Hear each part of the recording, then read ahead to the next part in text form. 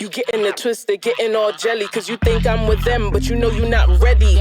My truth got me up at 6 a.m. Tapping in the Zoom, cause my God is the REM. Straight up, he died for me. When I pull up, I know he got me. Don't play faves, we all his queens. When they say woman, they mean God.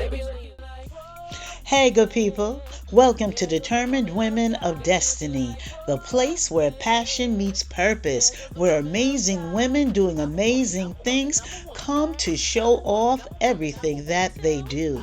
You will be influenced and inspired, encouraged and empowered, along with a whole lot of motivation so that you can believe dreams really do come true. I'm your host, Yvonne, the Motivator Man. Hey, everybody. Welcome, welcome, welcome. And I'm so happy that you decided to hang out with me today at Determined Women of Destiny. And if you didn't know already, yeah, I'm your host, Yvonne, the Motivator Man. And don't even tell me, oh, you don't look like the cartoon. I do. I just don't look like that every day. Some days, some days. But you know what? I love you guys for just chilling with me. Thank you so very much. Because of you, I get to do what I get to do every week. And remember to like, share, and subscribe. I'm still trying to get to those 1,000 viewers, and you can help me do it. If you haven't subscribed, do it now. And then make sure you like and you share it, because someone else would like to see the show too. Well, without further ado, I introduce my guest. She is a filmmaker. She is a writer. She's a producer. She's a director. She is every woman. It is all in her. And my Amen to that. Chandonae Baskins. Yes. Yes. How are you? I am doing well. Thank you so much, and welcome to the show. Thanks for having me. I'm so excited. When I saw your little clip on Facebook, I said, what is this? What is it? And all I saw was the ad. And I said, After Dusk. I said, this seems like this could be steamy with a little bit of action. Okay. And then when I reached out and said, hey, you want to be on the show and just, tell us about it? You're like, yeah, sure, let's do this, sis. I was like, yeah. How fabulous. So tell me, how did you get involved in filmmaking? How did you just say, this is what I want to do? So I know I've always been an entertainer since I was a kid. Like I used to write songs for my Barbie dolls, and I used to be the class clown and dancing and acting and all type of stuff. So it was something I always wanted to do, but I just never had the courage to do it. So I took the leap of faith when my grandmother died. She died in 2018. So that was the moment where I was like, I really want to chase after my dream. I want to make sure I live the best life possible. I want to be fulfilled. So I just always knew I love storytelling, like even from the church days, the Bible school days when Noah's Ark and I'm about to say the Prince of Egypt, Moses. Those stories, I just really love storytelling a lot. So I just took the leap of faith and just went for it. Wonderful. So you have your master's in fine arts. Yes. Okay, so you studied upon what your gift was. Yes. This is my gift, but I want to make sure that I know everything it has to do about it. So, I can do this well. You are known for dramedy. Yes. Okay. Tell us what exactly dramedy is and how you incorporate that in what you do. All right. So dramedy is basically, with drama, I don't like.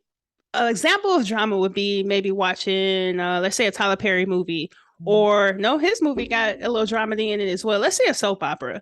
And you know how everything is so dramatic, it's so serious. But with dramedy, I'm able to have comedic elements or moments in there that helps balance with the drama. I don't want it to be like a slow paced movie. I want it to be entertaining as possible. So that's the reason why I like the dramedy genre. Okay, so it helps us to understand the message you're trying to bring across. Yes. So if it's something sad and it has a little comedy in it, you're able to take it better. Yes. You're able to take it better. And sometimes you just want to give people a break with their emotions. You like, you want to entertain, right? So you don't want to keep something so stagnant, like, oh, it's just a sad movie and it's just like moving across the screen, just a line. You want to do this roller coaster. So like when you add comedic moments or just different moments, it helps the audience enjoy the ride better. So do you feel that you captivate your audience by the roller coaster ride? Like, there's sometimes you'll see a movie and everybody's been talking about it and it's so fantastic. And you sitting there like, no. It didn't do anything for me. So do you think that the element of not so much surprise, but okay, you're here, there, you're everywhere, and then you bring it all together keeps people watching, your film? Yes.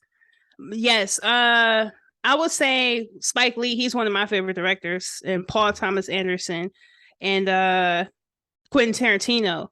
And when you go to the movie to go watch their movie, it's cinema.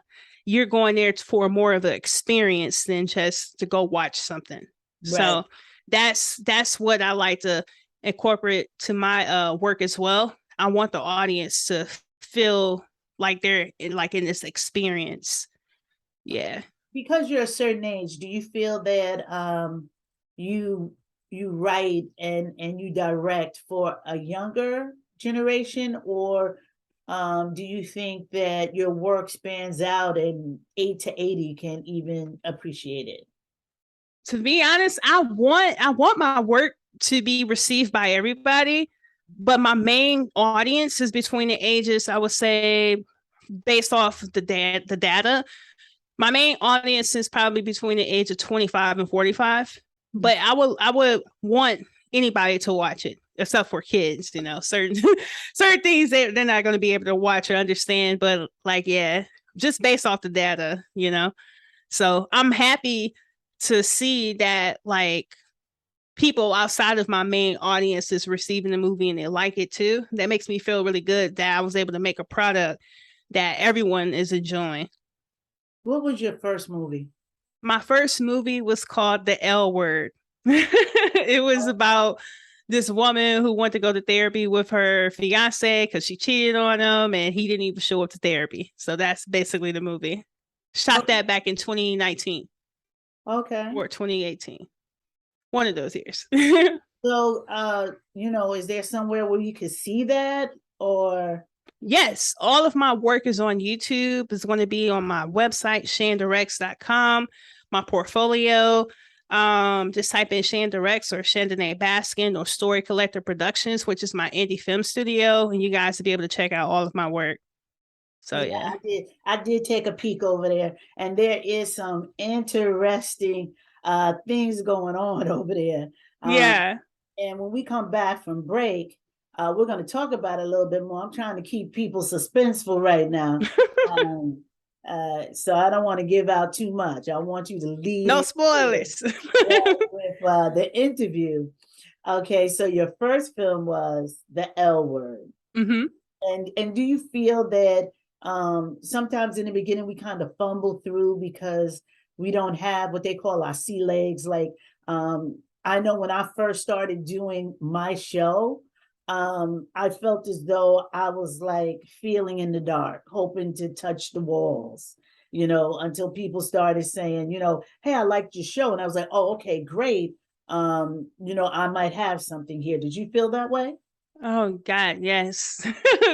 Yes, it took a lot of hard work and dedication, time, studying, mistakes. That's all filmmaking is. Basically, when you first start out with filmmaking or with anything, you're going to suck. But if you could keep pushing, you could keep growing. And if you can go beyond the stages that you don't suck anymore, then you made it, So like, as of right now, I'm still learning. I'm still growing. I'm still not where I want to be. And even watching my latest movie, I see all of the mistakes. Okay. I cringe, but like, yeah, it's like, you got to have blind faith. And like you said, just moving in the dark and just making sure you're learning. And I realized that I had something was when I did shot the L word. I shot that by myself. Really didn't know what I was doing, even though I was in grad school. And I just went by faith and I was like, whoa, I was able to do this by myself. Like, yeah, it's not the best work, but it's like, okay, I seen the potential. And once I knew I had the potential, I was like, okay, I'm about to go all in. Like I have nothing to lose at this point. So just went all in. Okay, when we come back from break, we're going to talk about what going all in did for you and how you progressed in your career. So you guys, you come on back. You know what I say. Turn that chicken over, stir them collards, get you some iced tea, but make sure you come on back. Determined Women of Destiny is more than a talk show or a podcast, more than a Facebook group or TikTok videos. It's a tribe that vibes. It's a networking hub for women to funnel ideas and endeavors, to connect, helping each other be the best version of themselves, independently and collectively. If you would like to be a guest on the show or would like to join this great group of women, please email determinedwomendestiny@gmail.com. Welcome back, everybody. If you're just tuning in, you know what I always say, shame on you. You should have been here in the beginning, but you know what? I love you that you're here now. If you've never tuned in before, you're checking out Determined Women of Destiny. If you've never seen me with these big old red glasses, I'm your host, Yvonne the Motivator Man. I've been chatting it up with Chandonae. I said that right? Yeah, you got Okay. it. Yvonne. Yes. Okay. We got it. Well, she is a filmmaker and she has a film out called After Dusk. But we've been talking about all of the stuff that she's been doing up to this point. And before break, I asked her about, her first film and, how she felt, working in the film industry in the beginning. And, she said, I sucked, but I kept going. And, she gave advice. You may mess up in the beginning, but keep going. I want to know, what film do you think was your worst film? Like that was the suckiest of all? The suckiest of them all? Oh man. The worst film that I ever made was a silent black and white film that we had to do. I think I shot it back in 2018. Mm-hmm. It sucked big time. Like I didn't know what I was doing. I didn't get the proper coverage. There was a lot of jump cuts. And yeah, it sucked. I don't even think I have it uploaded nowhere. What's a jump cut? We don't know the jargon. What's a jump cut? A jump cut is basically if you see a cut and it jumps. It like stutters almost. It's like that or something like that. So yeah, I don't have that uploaded nowhere. You guys can't go watch that. But yeah, it sucked big time. Like, what did you learn from that? What was it about the worst of that film that you were able to get the best out of it? What I learned from that film was I have to be better preparation and put forth more of an effort. I didn't do that because like when you first start filmmaking, you think you just set up the camera and just press record, like, okay, let's go shoot this movie. And that's what I did with that film. And I kind of got embarrassed when I had to show it to my classmates, my peers, and to my professors compared to what their work looked like. And I didn't even put that much planning. I didn't do a shot list or anything. And you could tell it was pretty bad. So moving forward, I just make sure like whatever I'm going to do, if it's film or whatever, if it got my name attached to it, it has to be of quality because it's representing me. And I want to carry with me the spirit of excellence, not the spirit of perfection, but the spirit of excellence, because I know I can't be perfect. So now every one of you know why after 6 o'clock on Saturday, I don't answer your phone calls. Answer any texts, because if my show is not finished, I am putting the finishing touches on it so it can be uploaded for Sunday at 3 o'clock. So right. Please stop asking me, well, why didn't you answer your phone at 7 o'clock on Saturday? Because I'm working. Okay. Right. People, they just don't understand it. They don't get that. They don't get the process. Right. It just doesn't pop up. You have to, you have to put some work into it. Mm-hmm. And speaking of work, how do you, come across your actors and actresses? Are they friends of yours? Do they answer cast calls? How does that happen? So I worked with two of the actors before. Keyshawn, which played the Jax character, he was the co-star in the movie. Mhm. And Tay was the guy, the cleaners, the Sid. So I worked with those two before. So I did a casting call online because I wanted to meet new actors, and posted the casting call. People responded. We did the auditions, and we selected the actors that way. Okay.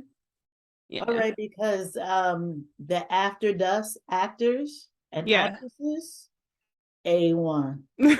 Thank you. Really, Yeah. yeah, the clips that I saw, I was like, wow, they are really good. And to be young, they had like the seasoned actor vibe to them. Yeah.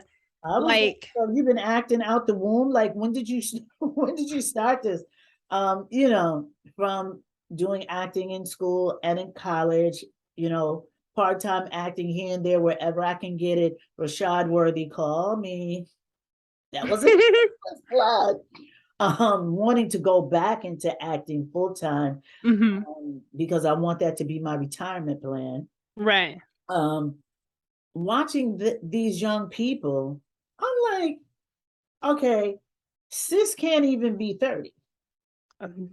Like, nope. Why? Like, Why she the acting like main she's characters are Viola? so young. I'm They're like, super young. and I'm like, why she acting like she Viola Davis? Lines like she's dead on. She's looking at the screen at the right time to give you a certain feeling.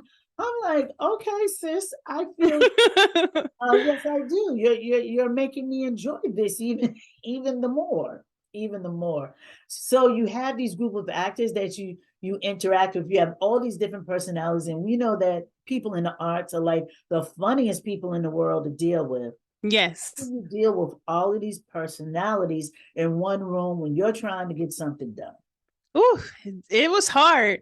It's a lot. It's a lot of nuance on set because not only I was dealing with like very young actors, but I was dealing with actors who don't have a lot of experience. So just like basically teaching them the process and telling them to trust me as the director. I told Daisha I don't want to cuss, but I said, "Girl, I got you. I'm gonna make you look like the baddest vixen in the world, okay? Trust me." Like, you don't have to worry about anything. So just basically getting to know their personality. And once you get to know their personality, you'll start to understand like how to deal with them. And then like building that trust and rehearsal as well. We did a lot of rehearsing with each other. Like I said, I work with Tay. I know Tay, he's pretty experienced. He did features. And he basically came in at the last minute because the other actor who I had, he got into an accident. So he had to go through surgery and everything. I'm just happy that he's okay because it was a pretty bad accident for his leg. And Tay stepped up to the plate. I believe we got him a week or two before we start shooting. I know Ray, she's in acting school, or she was in acting school, so she's trained. So yeah, just learning people personalities. Like it wasn't easy. Like we had adversity on set. Like my lead actor had to tell her, like, just trust me. It was her first time being on camera in front of this isn't her first time like acting at all. She has a lot of theater experience. She went to school for theater acting, but it's a little different when you're doing it in front of a camera. So like we got into it a couple of times. I'm like, just trust me, I got you. And just teaching them the process of it all. Yeah, it was difficult, but at the same time I loved every process of it because it was real. It wasn't like we just pulled up and played set. No, the entire experience as the project as a whole, it was real. It wasn't, it's just like when I did drop the movie, all of those moments came back, and I was very proud, not just what the movie looked like, but as a director, even having those experiences where I have to, talk to my lead actor or producer, or it was real. It gave me so much experience and so much director stripes, and moving forward, working with the next set of actors, I will know what to do better. So, yeah, it's tough, but you gotta realize like you're dealing with people here, and we're all like, you know how it is being a creative. We all got our egos, right? We're big. We got big personalities. We have our egos. We're so dealing with big people and big egos. You just got to learn how to deal with it. It's almost like a basketball coach in the NBA. That's how I look at it as. You're dealing with people who's getting paid 100 million, 200 million contracts here. They got egos, but you got to coach them and tell them, hey, we got to be a team. That's the only way we're going to be able to win the championship. So I try to do the same thing. That is a great analogy, because I was like, you need to be a licensed social worker. All of that. And I did an indie film. I would rather be on stage any day of the week. I've never done a film after that. I've had shots in films, like I just came on to do a little something, came off. But a film, no. On stage, you drop a line, you can pick it up. Film, cut, we got to do it again. I remember get the coverage. Scene where my nephew had got shot. Took a lot out of me to do it. After cut number 12, I was like, cut this, okay? Because I'm sweating. I don't have no voice. I can't do this no more. They was like, okay, into. I wanted to punch that boom guy and that little snap guy right in the jugular. Yeah. So I take my hat off to you. That's why I said, how did you interact with all of those different persons? Oh, it's tough. It's tough. It's not easy. Now the names that you were calling out, those are the names of the actors and actresses that's in After Dusk. Now, give me some information about some of your other films that you've done, because when we come back from break, you're going to tell us exactly where we can see your stuff again, and you're going to give us some inspiration. But right now, tell us a little bit about some of the films you've done. So some of the other films that I was able to do, I did a micro short film called Spook and Chill. It wasn't that serious of a film. It was just something we wanted to do during the pandemic, just being a creative and, going through the mental process of that. We was like, man, we just want to make something. So that film is similar. It has the vibe of, like, let's say Family Matters on Halloween night. It's like very sitcomish about a couple who experience a supernatural experience. Then I also have a big short film that's called All of the Lights, where it deals with the perception of race. And the guy, Tay, who I was talking about, who was in After Dusk, he was the lead in All of the Lights. So that's one of my favorite projects as well, because like that was the first time I did put in a lot of effort. The first time I did a lot of planning, and it paid off big time. And I knew when I did After Dusk, I wanted to up the ante and compete against myself as I prep to do more longer form projects like feature films. So, okay, that's it. I believe I only have about 3 or 4 short films. Yeah. When we come back from breaking, give us a little bit more information, and we're going to discuss After Dusk, because I want to see a couple of clips from it. We're going to discuss it. We'll come right back. Determined Women of Destiny. Welcome back. I'm Yvonne, the Motivator Man. You're checking out Determined Women of Destiny, and I am chatting with one of the hottest filmmakers right now, hottest young filmmakers, and that is Chandonae. Yvonne. I just want to say the wine. I'm just Chardonnay. It's Chandonae. Thank you. I don't even drink no more, and it's got me messed up. I'm sorry. Chandonae Baskin. Yes. Now, before break, we were talking about After Dusk and some of the actors and actresses, right? But before we get there, I want to ask, how does someone contact you if they're interested in being in any of your films? Yes, that's a great question. So you guys could contact me on social media. a lot of actors been sliding in my DMs lately. They've been looking at all this content. They're like, hey, we want to work with you. So you have access to me through my DMs. I do prefer email. That's a little bit more professional and I'll be able to see it. You could follow me on all of my social media platforms. My personal name on my platforms is Chandorex. So you can follow me on Instagram, TikTok, all of those places. And my professional indie studio, small indie studio, is called Story Collector Productions. So follow us at Collect a Story on all platforms. So we're putting out casting calls. We actually got a few casting calls we're getting ready to put out, I think Monday, actually, for some projects that we got coming up. So that's how you guys can find me. All right. Okay, so all of my aspiring actors and actresses, you know, you have the information, so put your foot on the F of faith and walk that sucker out, and you know, just start doing it. That's all. Just do it, you know. Yes. And she already said, if you're horrible, she'll make you great. So don't even don't worry about it. Okay, so what you guys have been waiting for, the information on After Dusk. This is a smoky, sensual, mysterious, action, hysterically funny film. Mm-hmm. And I've only seen the clips.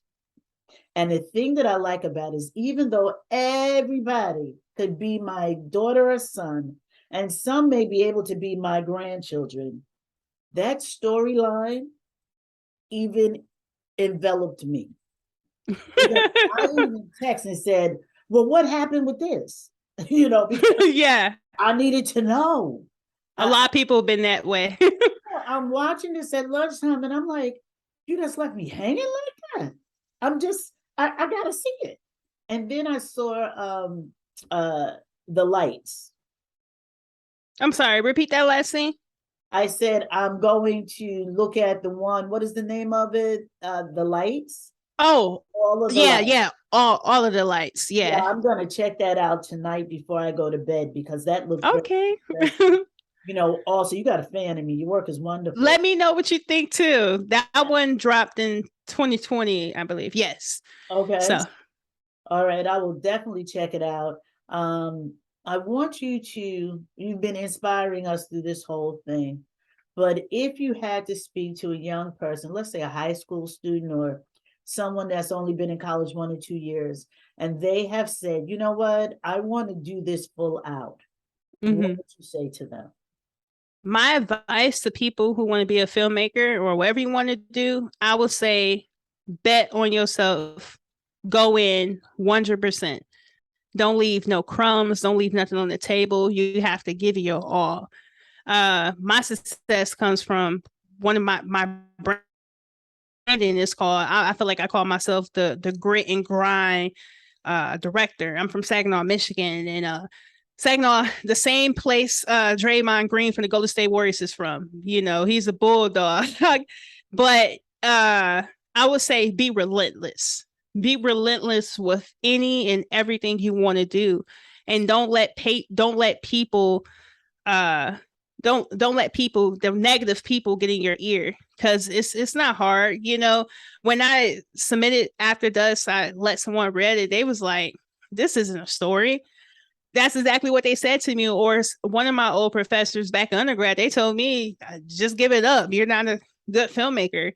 And you know, of course, it crushed me. I think I was like in my early 20s. It crushed me. But just think about if I would have listened to him, and I didn't listen. I was like, you know, yeah, I suck right now, but if I keep working on my craft, if I put in the time of dedication, I know I can do this. I'm very passionate about storytelling. So I would just say, just make sure you just believe in yourself, validate yourself. Don't seek outside validation. That's going to come.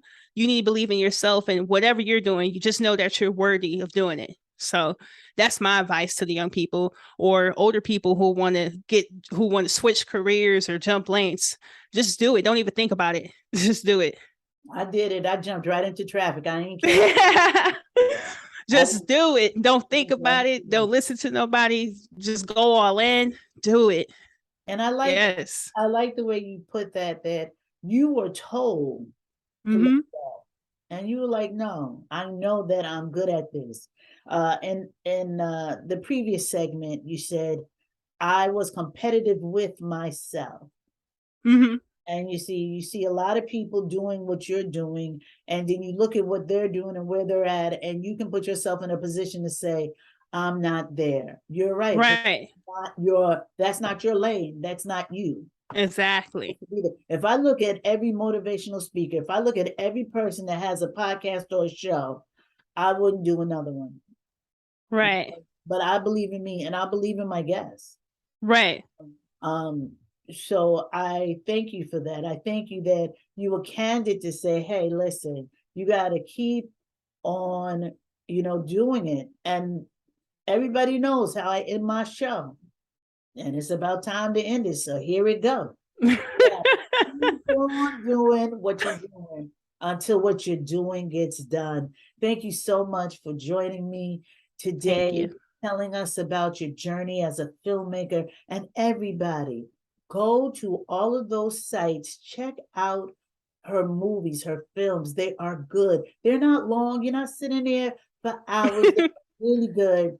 And I'll tell you, when exactly can I watch After Dusk from beginning to end?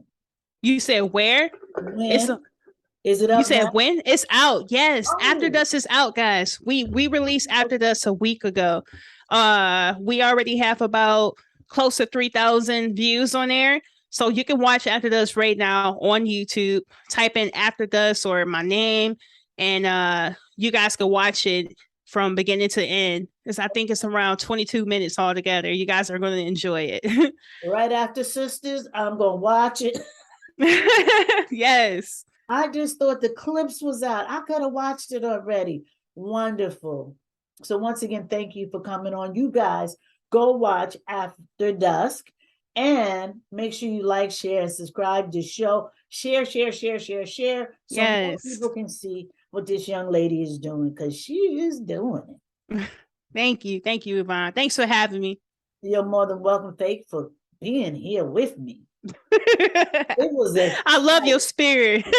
Well, thank you. So people, y'all, good people. Until next time, peace and blessings, y'all. Peace and blessings. There goes a woman of God. I'm a woman first. I'm a woman too. I'm a woman true.